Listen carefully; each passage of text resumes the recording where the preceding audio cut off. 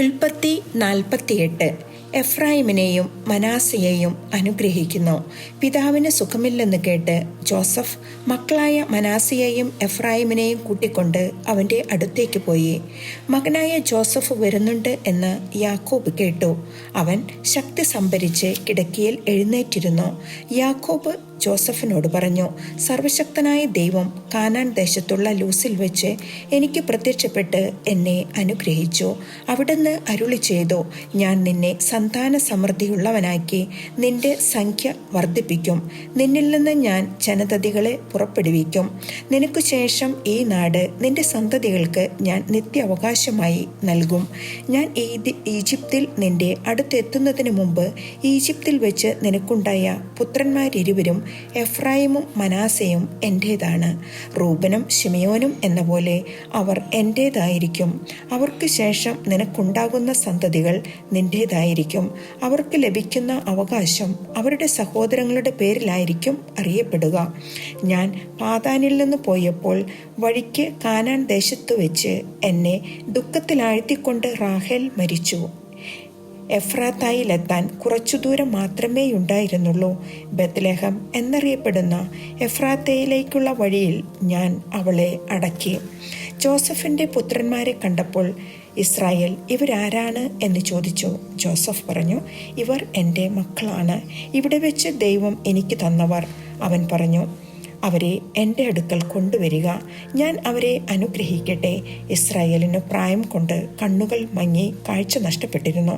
Joseph അവരെ അവൻ്റെ അടുത്ത് കൊണ്ടുചെന്നു. അവൻ അവരെ കെട്ടിപ്പിടിച്ച് ചുംബിച്ചു. ഇസ്രായേൽ ജോസഫിനോട് പറഞ്ഞു, നിന്റെ മുഖം കാണുമെന്ന് ഞാൻ വിചാരിച്ചിരുന്നില്ല. എന്നാൽ ഇതാ, നിന്റെ മക്കളെ കൂടി കാണാൻ ദൈവം എന്നെ അനുവദിച്ചിരിക്കുന്നു.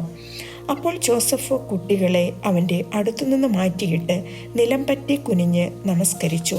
ജോസഫ് എഫ്രായിമിനെ തൻ്റെ വലതു കൈ കൊണ്ട് പിടിച്ച് ഇസ്രായേലിൻ്റെ ഇടത്ത് കൈക്ക് നേരെയും മനാസയെ ഇടത്ത് കൈ കൊണ്ട് പിടിച്ച് ഇസ്രായേലിൻ്റെ വലതു കൈക്ക് നേരെയും നിർത്തി അവൻ്റെ അടുത്തേക്ക് കൊണ്ടുചെന്നു. എന്നാൽ ഇസ്രായേൽ കൈകൾ പിണച്ച് വലം കൈ ഇളയവനായ ഇഫ്രായിമിൻ്റെ തലയിലും ഇടം കൈ മനാസയുടെ തലയിലുമാണ് വെച്ചത്. മനാസയായിരുന്നുവല്ലോ കടിഞ്ഞൂൽ പുത്രൻ.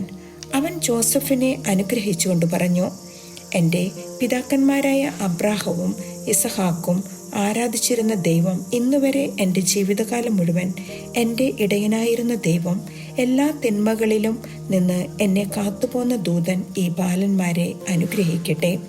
എൻ്റെയും എൻ്റെ പിതാക്കന്മാരായ അബ്രാഹത്തിൻ്റെയും ഇസഹാക്കിൻ്റെയും നാമം അവരിൽ നിലനിൽക്കട്ടെ. അവർ ഭൂമിയുടെ മധ്യത്തിൽ ശക്തമായൊരു സമൂഹമായി വളർന്നു വരട്ടെ. തൻ്റെ പിതാവ് വലങ്കൈ എഫ്രായിമിൻ്റെ തലയിൽ വെച്ചത് ജോസഫിന് ഇഷ്ടപ്പെട്ടില്ല. എഫ്രായിമിൻ്റെ തലയിൽ നിന്ന് മനാസയുടെ തലയിലേക്ക് മാറ്റാൻ അവൻ പിതാവിൻ്റെ കൈക്ക് പിടിച്ചു. ജോസഫ് പിതാവിനോട് പറഞ്ഞു, പിതാവേ, അങ്ങനെയല്ല, ഇവനാണ് മൂത്ത മകൻ, വലങ്കൈ ഇവൻ്റെ തലയിൽ വയ്ക്കുക. അവൻ വഴങ്ങിയില്ല. അവൻ പറഞ്ഞു, എനിക്കറിയാം മകനെ, എനിക്കറിയാം. അവനിൽ നിന്ന് ഒരു ജനതയുണ്ടാകും, അവനും വലിയവനാകും. എന്നാൽ അവൻ്റെ അനുജൻ അവനേക്കാൾ വലിയവനാകും. അവൻ്റെ സന്തതികളോ അനവധി ജനതകളും.